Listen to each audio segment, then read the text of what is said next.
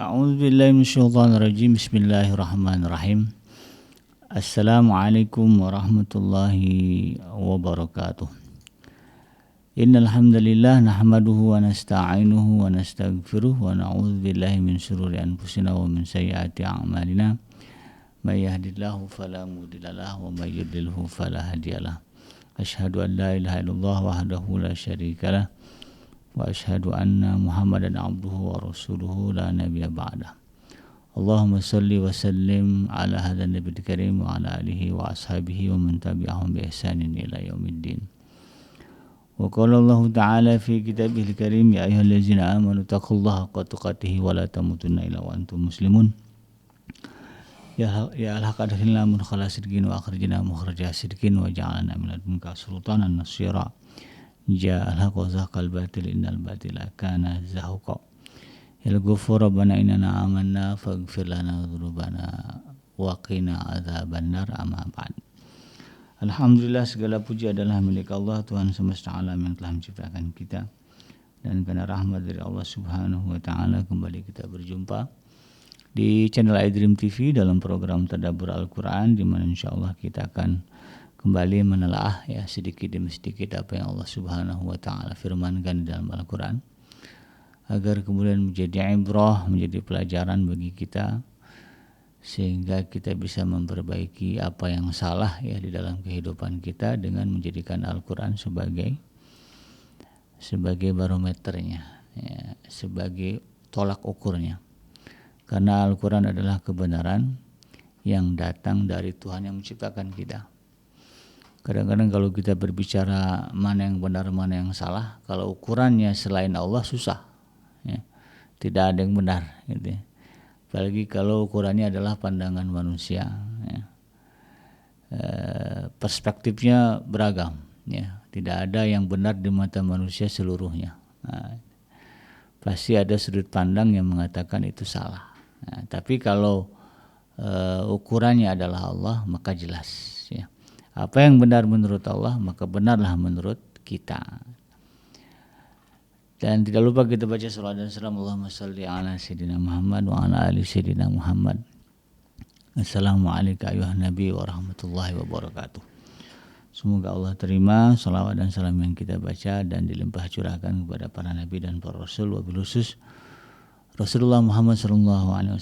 Dan semoga kita termasuk ke dalam kelompok orang yang akan berbahagia ketika berjumpa dengan Allah nanti di yaumul mahsyar, dijauhkan dari siksa api neraka, dimasukkan ke dalam jannah, dan dipertemukan dengan Rasulullah SAW. Insyaallah, amin ya rabbal alamin. Sahabat iDream yang dirahmati Allah dimanapun Anda berada, di dalam program Tadabbur Al-Quran kali ini kita akan melanjutkan kajian di surah Al-Baqarah, dan kita beranjak ke ayat yang ke 116 dan 117. Di dalam ayat ini Allah Subhanahu wa taala berfirman, a'udzubillahi minasyaitonirrajim, wa qalu ittakhadallahu walada subhanahu bal lahu ma fis samawati wal ardi kullun lahu qanitun. Wa qalu, mereka berkata, mereka di sini menurut ahli tafsir ini merujuk kepada orang-orang Yahudi dan Nasrani yang hidup pada masa Rasulullah Muhammad SAW. Dan ucapan ini kemudian ditujukan kepada Nabi Muhammad SAW. Apa yang mereka katakan? Wa qalu ittakhadallahu walada. Allah telah mengangkat anak. Jadi menurut orang-orang Yahudi dan Nasrani, bahwa Allah itu mengangkat anak, punya anak angkat. Ada manusia yang diangkat menjadi anak Tuhan, menjadi anak Allah, gitu kan. Lalu kemudian ucapan ini langsung dibantah oleh Allah Subhanahu wa taala melalui lisan Nabi Muhammad SAW dengan ayat ini, Subhanahu. Apa kata Allah? Maha suci Allah, kata Nabi Muhammad, Maha suci Allah, Subhanahu. Tidak mungkin klaim itu adalah sebuah kebenaran. Klaim itu tidak diterima sama sekali oleh Allah Subhanahu wa taala, bahwa tidak benar adanya klaim yang mengatakan bahwa ada manusia gitu kan yang merupakan anak Tuhan, ya anak dalam artian sebagaimana pemahaman kita gitu ya, seseorang melahirkan anak dari hasil hubungannya begitu kan, laki dan perempuan. Atau bisa jadi anak angkat begitu ya. Jadi tidak ada ceritanya ya, di dalam wahyu-wahyu yang Allah turunkan ya kepada para nabi dan para rasul, keterangan yang menyebutkan atau pengakuan dari Allah yang menyebutkan bahwa dirinya ya Allah Subhanahu wa taala mengangkat anak. Ya, baik anak biologis gitu kan atau anak angkat, itu tidak ada.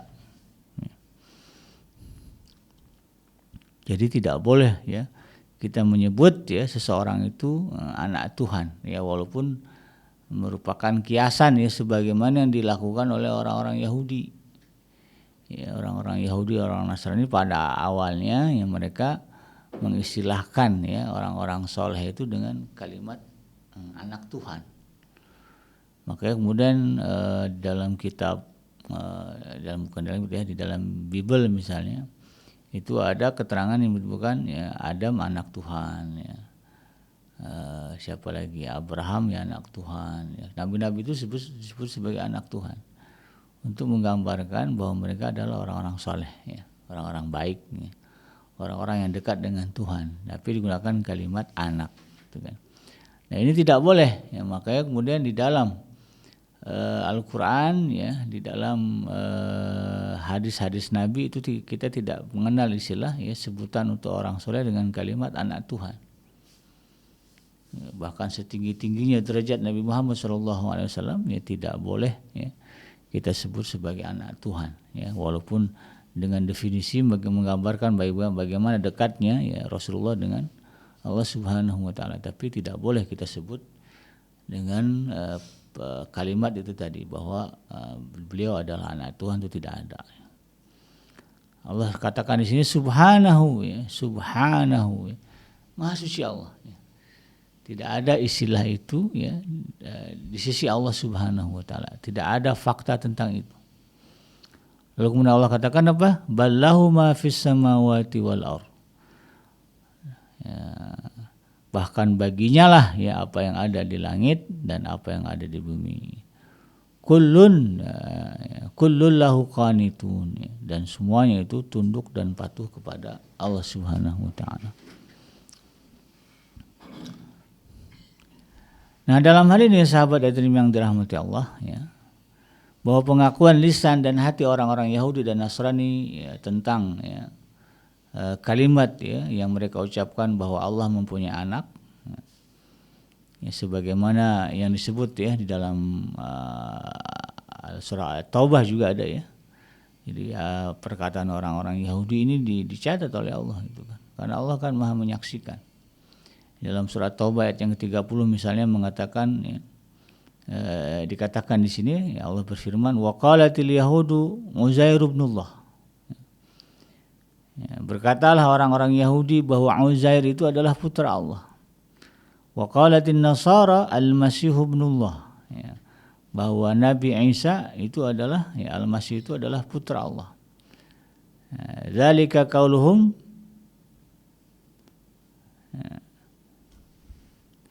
zalika qauluhum bi afwahihim ya. Dan itulah ya ucapan yang keluar dari mulut mereka. Ya, jadi orang-orang Yahudi ya dengan terang-terang mengatakan ya ada sosok-sosok yang mereka akui ya, mereka klaim sebagai putra Allah. Demikian juga orang-orang Nasrani ya dengan terang mengatakan, sebagian besar dari mereka mengatakan Al-Masih adalah putra Allah, dan ini menjadi fitnah terbesar ya yang disematkan oleh manusia kepada Allah Subhanahu wa taala, Tuhan semesta alam. Nah, saking besarnya fitnah ini, maka Nabi Isa nanti ya akan dibangkitkan sebelum hari kiamat ya ke alam dunia, ya turun ke alam dunia ini untuk kemudian membantah ya klaim yang menyebutkan bahwa dirinya adalah putra Allah. Ya, dia sendiri nanti akan mengatakan saya bukan anak Tuhan, ya, saya adalah hamba Allah. Ya, dan semua klaim-klaim ya yang menyebutkan itu akan dipatahkan langsung oleh Nabi Allah Isa alaihissalam. Nah, dan kedua keyakinan ini pada dasarnya adalah sama, ya, yaitu ya, antara orang Yahudi yang mengatakan Uzair putra Allah, Al-Masih putra Allah, begitu kan. Menurut para ulama ya ini konsepnya sama ya pada dasarnya. Yaitu menyatakan bahwa Allah mempunyai anak ya, dan berarti mereka ya, dalam hal ini telah mempersekutukan Allah. Dia yakin juga kepada Allah, tapi kemudian meyakini juga adanya anak Tuhan, gitu kan.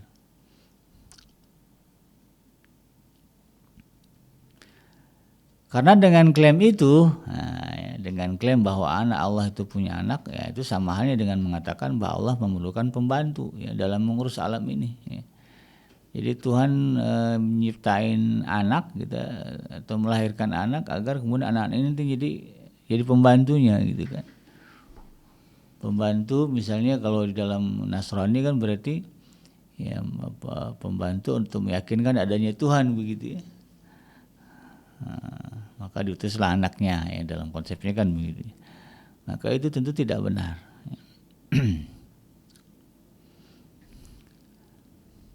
Jadi Allah Subhanahu wa taala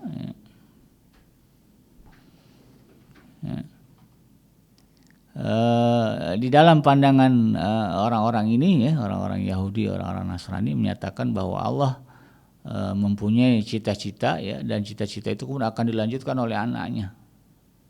Seandainya dia tidak ada lagi, maka kan ada keberanian ya dari orang-orang kafir ya di barat sana mengatakan God is dead, gitu kan. Tuhan itu telah mati. Ya mungkin keyakinan ini ya salah satu akarnya dari sini juga, gitu kan. Ya ada klaim yang mengatakan seandainya Tuhan nanti nggak ada, itu diteruskan sama anaknya. Jadi disamain ya Allah ya, yang maha berkuasa itu dengan dia sebagai manusia ya. Ya sama aja kalau gitu ya, betapa lemahnya Tuhan dalam pandangan mereka sehingga kemudian ya, Tuhan harus punya anak. Dan itu juga yang kemudian menurut para ahli sebetulnya konsep ini ya lahir dari mitologi atau mitos-mitos ya orang-orang terdahulu ya. Orang-orang Yunani misalnya, gitu kan. Itu mereka kan menggambarkan Tuhan punya anak ya. Dewa-dewa mereka punya anak. Disamain begitulah itu ya. Nah, kepercayaan dan ucapan orang-orang kafir itu tidak benar. Dan sangat mengherankan, bahkan terlalu berani, gitu ya. Sehingga Allah membantah dengan kalimat subhanahu, maha suci Allah ya, dari perkataan itu. Allah tegaskan dia adalah yang memiliki langit dan bumi. Jadi Allah itu nggak perlu pembantu, ya nggak perlu apapun, gitu kan. Ya apalagi penolong, pembantu, penerus cita-cita, nggak ada itu ya. Itu karangan-karangan yang akarnya adalah kebodohan manusia.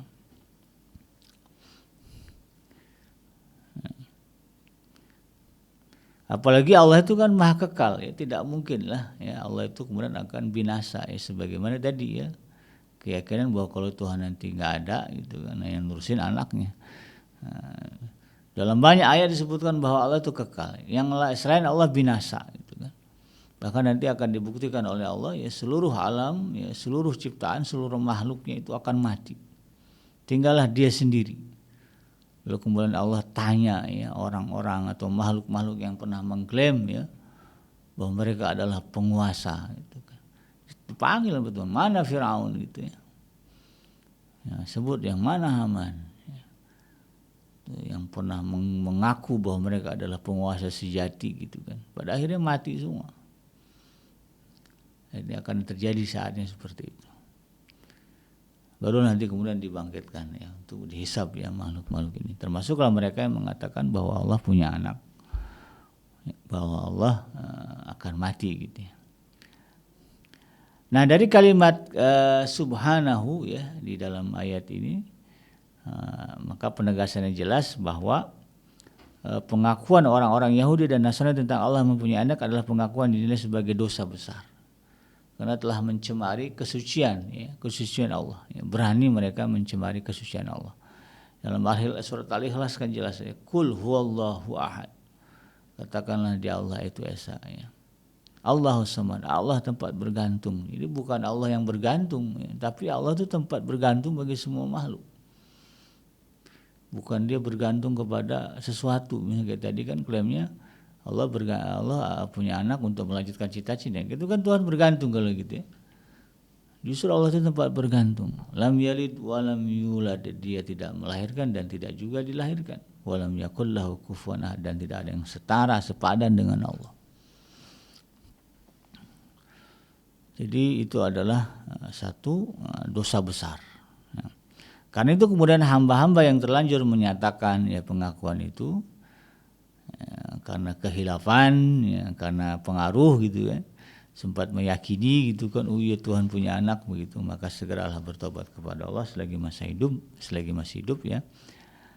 Dan hanya dengan bertobat maka ya, dosa besar seseorang itu dapat diampuni Allah selagi nyawanya masih belum sampai di kerongkongan. Nah, kalau dia bertobat ya masih ada kesempatan. Dan di akhir ayat ini Allah memberikan penerangan bahwa ya, Allah hendak membersihkan dirinya dari perkataan orang kafir yang di mana pernyataan itu ya semata-mata untuk menjaga hak hamba-hambanya, ya, membersihkan kepercayaan hamba-hambanya yang dapat merugikan mereka di dunia dan di akhirat. Bahkan Allah menegaskan bahwa seluruh alam ini adalah miliknya, berada di bawah kekuasaannya, dan tidak ada satupun yang dapat mengurangi kehendak Allah dan merugikannya. Ya, semuanya tunduk patuh kepada Allah. Jadi klaim yang mengatakan Allah perlu anak untuk meneruskan cita-citanya itu tidak berdasar sama sekali, karena pada hakikatnya ya, Allah itu adalah zat ya, yang tidak bergantung ya kepada apapun. Justru ya, semua yang diciptakan inilah yang benar bergantung kepada Allah. Ditegaskan lagi di dalam ayat yang ke-117, Badi'us samawati wal ardh. Allah adalah pencipta langit dan bumi ya, termasuk ya mereka-mereka yang diklaim sebagai anak Allah ya. Ya, itu ciptaan Allah juga ya. Yang artinya apa? Ya levelnya adalah makhluk begitu kan. Bukan Tuhan gitu kan, yang kemudian ya, menjadi sandaran bagi Allah gitu, nggak ada itu. Makhluk gitu kan, masa iya gitu kan, pencipta kemudian bersandar kepada makhluknya. Kalau manusia iya ya, manusia ciptakan sesuatu, buat sesuatu, maka dia jadi bisa menjadikan benda yang diciptakan itu menjadi sandaran hidup dia, bisa. Tapi Allah nggak begitu. Apa yang Allah ciptakan di alam semesta ini ya, untuk menunjukkan kekuasaannya ya, bahwa dia mampu melakukan apapun yang dia mau. Bahkan Allah tegaskan ya wa idza qada amran ya fa innama yaqulu lahu kun fayakun ya. Dan apabila dia berkehendak ya untuk menciptakan sesuatu, maka dia hanya berkata kepada itu jadilah ya, maka jadilah itu. Jadi ya sahabat Adrim yang dirahmati Allah, jangan pernah kemudian ya terlintas di dalam benak kita ya, bahwa Allah Subhanahu wa taala melahirkan keturunan atau punya anak lah ya, mau anak biologis, anak angkat sebutlah gitu ya. Itu tidak ada. Ya. Jadi ajarkan juga kepada anak-anak kita konsep ini gitu kan, bahwa Tuhan itu tidak pernah mengangkat anak. Jadi kalau ada bisikan-bisikan ya, teori-teori yang mengatakan ya, misalnya ya Isa gitu kan ya, atau bahasa baratnya Yesus gitu kan sebagai anak Allah gitu kan.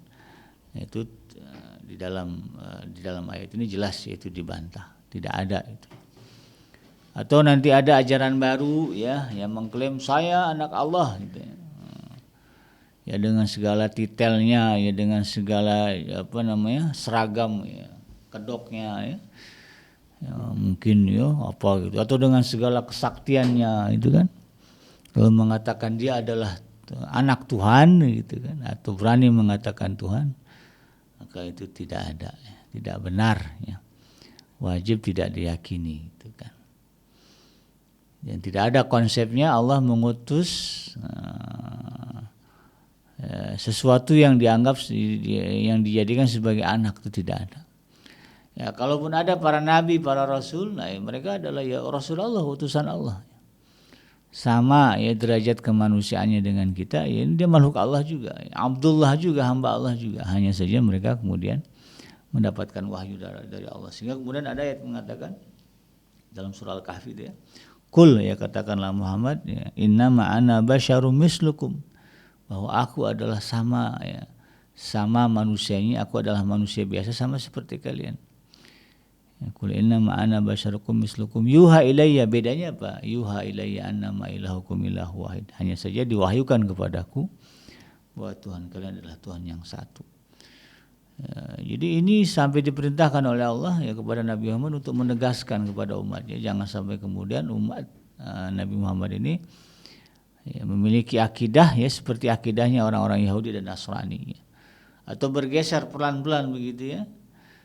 Ya, dari tadinya mengatakan Nabi Muhammad adalah utusan Allah, lalu kemudian bergeser gitu kan. Nabi Muhammad adalah anak Allah, dan itu tidak pernah ada ya. Tidak pernah bisa diterima ya. Keyakinan seperti itu ya.